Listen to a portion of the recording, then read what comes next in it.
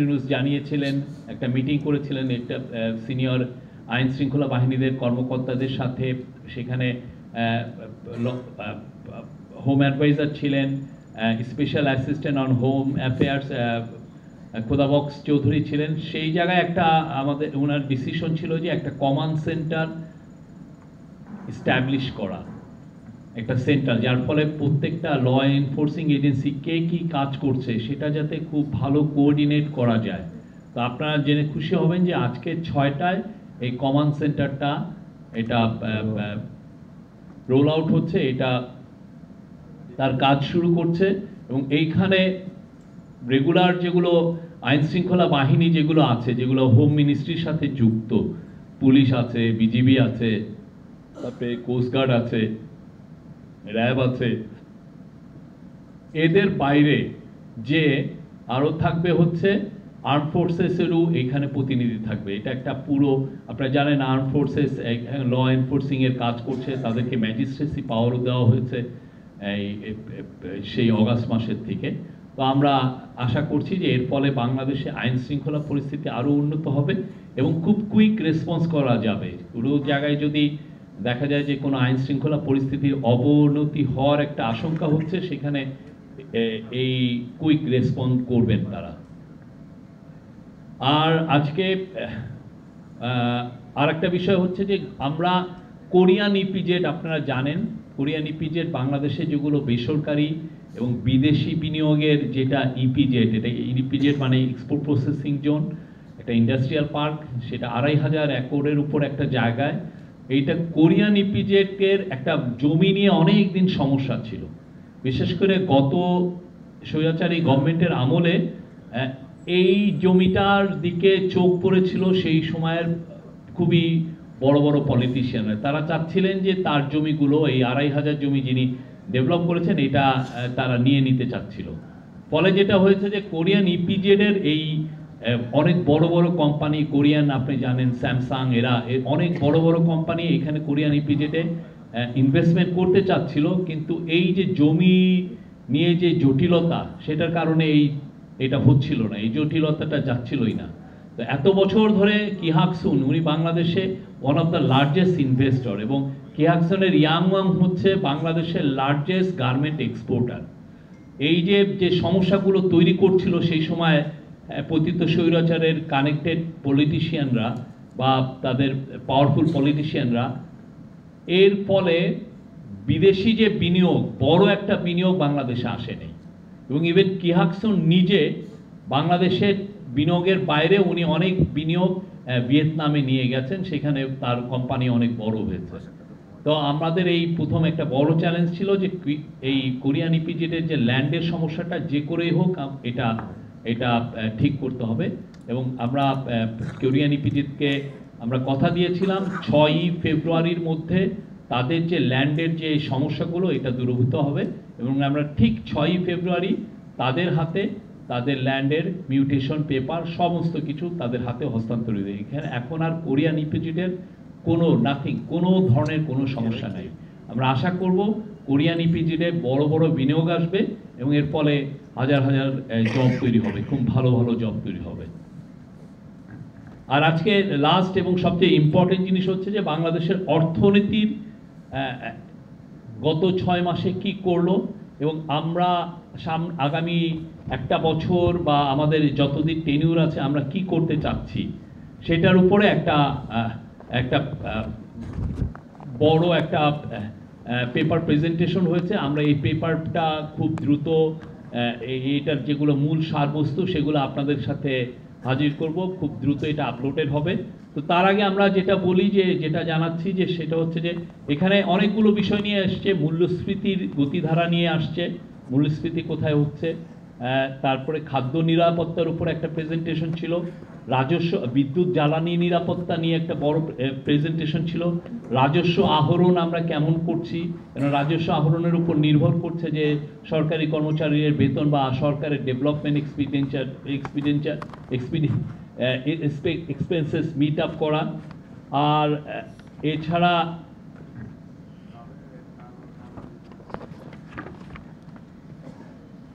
আর্থিক খাত আমরা কেমন করছি, এবং শেষে ব্যাংকিং সেক্টর আমরা কেমন করছি, এবং বৈদেশিক বাণিজ্য, এই প্রত্যেকটা বিষয়ে আলাদা আলাদা প্রেজেন্টেশন ছিল। এবং আমরা যেটা প্রফেসর ইউনুস চিফ অ্যাডভাইজার বলেছেন, উনি স্যাটিসফাইড। আমরা যেটা যে প্রথম কথা হচ্ছে যে ওই মিটিংয়ে যারা ছিলেন তারা বলেছেন যে বাংলাদেশের ইকোনমি ঘুরে দাঁড়িয়েছে, খুব ভালোভাবে ঘুরে দাঁড়িয়েছে। আমরা দেখছি যে ইকোনমির যেগুলো কি ইন্ডিকেটরস সেগুলো স্পষ্টভাবে দেখা যাচ্ছে যে ইকোনমি ঘুরে দাঁড়িয়েছে। আপনার এক্সপোর্ট গত 6 মাসে এই গভর্নমেন্টের 6 মাসে, আমরা তো যদিও জুলাই মাস আমাদের ইয়েতে ছিল না, এই 5 মাসে যদি ধরেন এটা 10%-এর মতো গ্রোথ, ইম্পোর্টের গ্রোথ হয়েছে, আপনি জব তৈরি হচ্ছে নতুন নতুন। তারপরে আমাদের ইনফ্লেশন আপনি জানেন একটা সময় 12%-এর মতো উঠে গিয়েছিল, ইনফ্লেশন আবার পয়েন্ট টু পয়েন্ট হিসাবে এটা 9%-এর মানে সিঙ্গেল ডিজিটে এসছে। এবং পলিসি রেট আমরা জানেন এগ্রেসিভলি ইন্টারেস্ট রেট হাইক হয়েছিল, সে ইন্টারেস্ট রেটটাকে আমরা হাইক করার কারণে আমরা দেখছিলাম যে ইন্টারেস্ট রেট হাইক গ্লোবালি এটাই সবচেয়ে স্বীকৃত হচ্ছে যে ইন্টারেস্ট রেটকে হাইক করে আপনি ইনফ্লেশনকে কমানো, এবং আমরা দেখছি যে এটা কাজ করছে। এবং এটাই এই কাজ করার কারণে এখন ইনফ্লেশনটা কমে আসছে। এবং আমাদের দৃঢ় বিশ্বাস বাই জুলাই এটা 7.5%-এর মধ্যে আসবে। এবং খাদ্য পরিস্থিতি, জীবনযাত্রার ব্যয়, খাদ্য পরিস্থিতি এবং খাদ্য পরিস্থিতি সরবরাহের উপরে আমরা বলতে পারি যে রোজার মাসে আমরা কোনো ধরনের কোনো ইনফ্লেশনের সেরকম প্রেশার আমরা আশা করছি যে এটা হবে না। তারপরে আমাদের কিছু চ্যালেঞ্জ আছে, সেই চ্যালেঞ্জেরগুলোও এখানে আসছে। আমি কিছু কিছু জায়গায় আপনাদেরকে পড়ে পড়ে শোনাচ্ছি।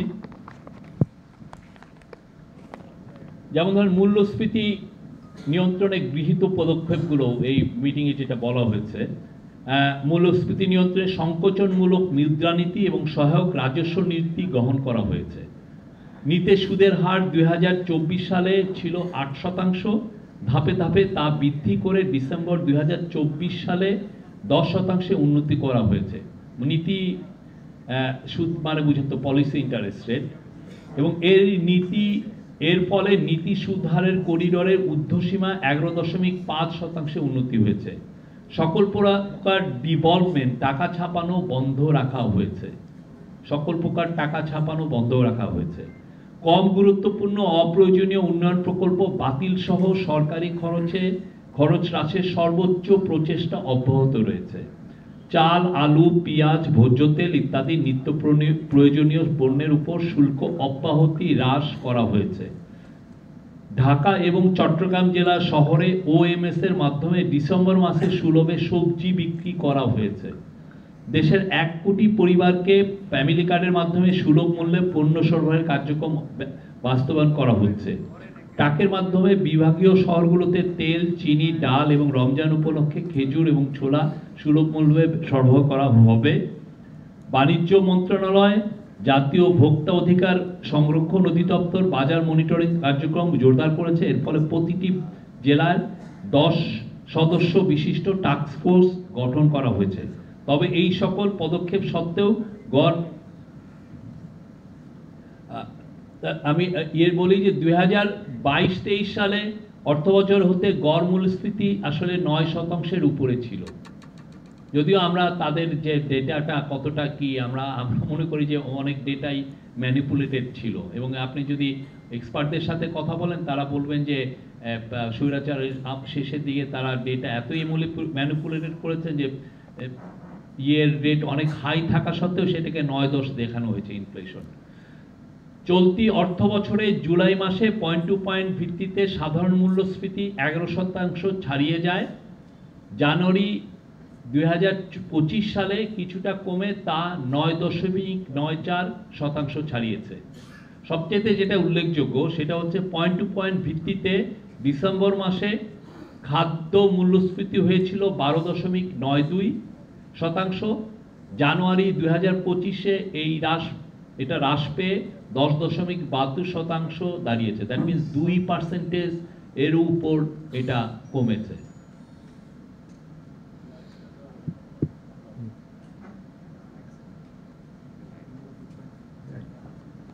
আর এটা ছিল হলো মূল্যস্ফীতির উপরে। তারপরে খাদ্য নিরাপত্তার বিষয়ে আমি বলছি।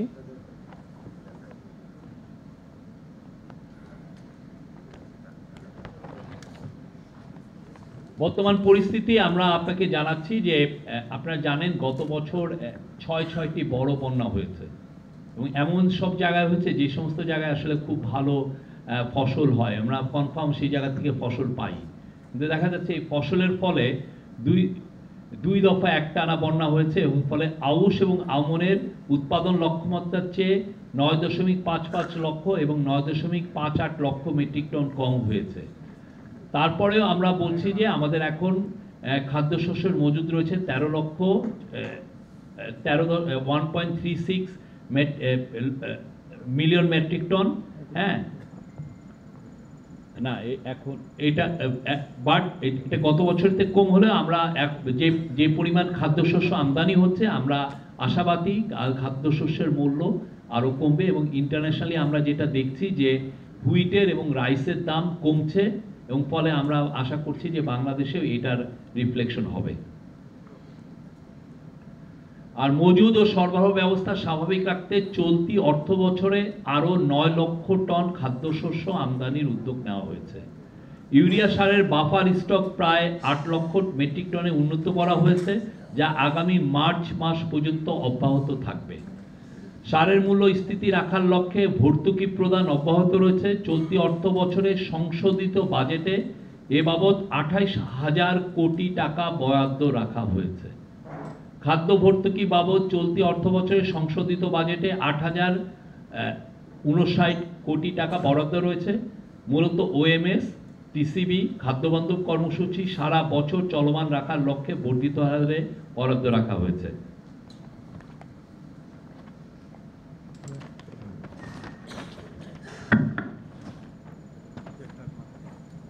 আমার মনে হয় এগুলো আরো কি পড়বো, আপনারা একটু পাবেন।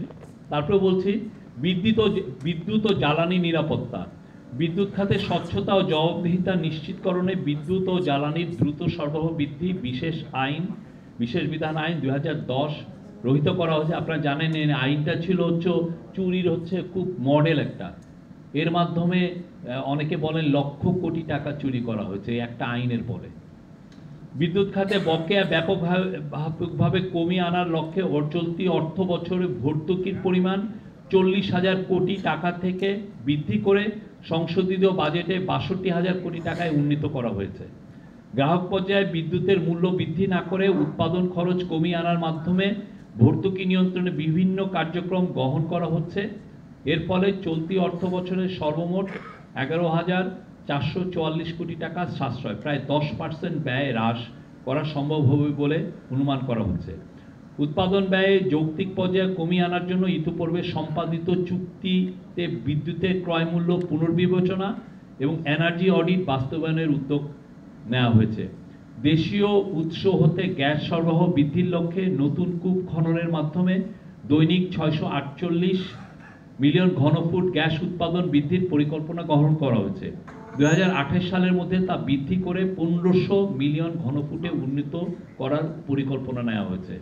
নতুন রিগ ক্রয় সহ বাপেক্সের সক্ষমতা বৃদ্ধির উদ্যোগ নেওয়া হয়েছে। রাজস্ব আহরণ আপনারা জানেন একটা বড় চ্যালেঞ্জ ছিল এবং আমরা এসে দেখেছি যে আমরা যখন গভর্নমেন্ট যখন টেক ওভার করে দেখা যায় যে আমরা নেগেটিভে ছিলাম, মানে আমরা যা রাজস্ব তার চেয়ে আমাদের ব্যয় বেশি হচ্ছে, আমরা মানে পুরোপুরি আহরণটা নেগেটিভ ছিল। তো সেই জায়গায় আপনি দেখেন বাংলাদেশের যেটা হচ্ছে যে অন্যান্য যে কোনো দেশের তুলনায় আমার মনে হয় ওয়ার্ল্ডের ওয়ান অফ দ্য লোয়েস্ট হচ্ছে বাংলাদেশের কর জিডিপি, যেটা এখন 7.3%। ওইসিডির মানে 2022 সালের উপাত্ত অনুযায়ী এশিয়া প্যাসিফিক অঞ্চলের গড় কর জিডিপি অনুপাত ছিল 19% বেশি, যেখানে আমাদেরটা 7.3।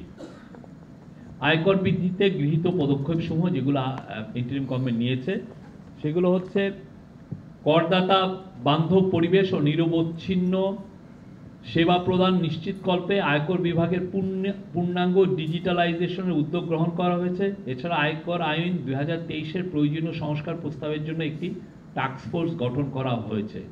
কর ব্যয় হ্রাস করার লক্ষ্যে 6টি কর অব্যাহতির এসআরও বাতিল এবং আয়কর বাতিল 2023-এর ষষ্ঠ তফসিলের সংশ্লিষ্ট অংশ সংশোধন করা হয়েছে। 4 সিটি কর্পোরেশনের অধিক্ষেত্রাধীন সকল সরকারি কর্মচারী, সকল তফসিলি ব্যাংকের কর্মকর্তা কর্মচারী, 4টি মোবাইল অপারেটর, কোম্পানি কর্মকর্তা কর্মচারী এবং 6টি বহুজাতিক কোম্পানির সকল কর্মকর্তা কর্মচারীদের অনলাইনে রিটার্ন দাখিল বাধ্যতা করা হয়েছে। এটার মূল কারণ হচ্ছে এর মাধ্যমে যাতে লিকেজ না হয়, কেউ যেন মানে এর করের বাইরে যেতে না পারেন। ই রিটার্ন সিস্টেমকে অধিকতর করদাতা বান্ধব করার জন্য ই রিটার্ন কল সেন্টার চালু করা হয়েছে। আর রাজস্ব আহরণ বৃদ্ধি ও করবান্ধব সেবার প্রসারে আয়কর বিভাগে সম্প্রসারণ করে 10টি কর অঞ্চল, 3টি বিশেষ ইউনিট কার্যক্রম শুরু হয়েছে। ভ্যাট আহরণে বৃদ্ধিতে গৃহীত পদক্ষেপ, মূল্য সংযোজন কর আদায়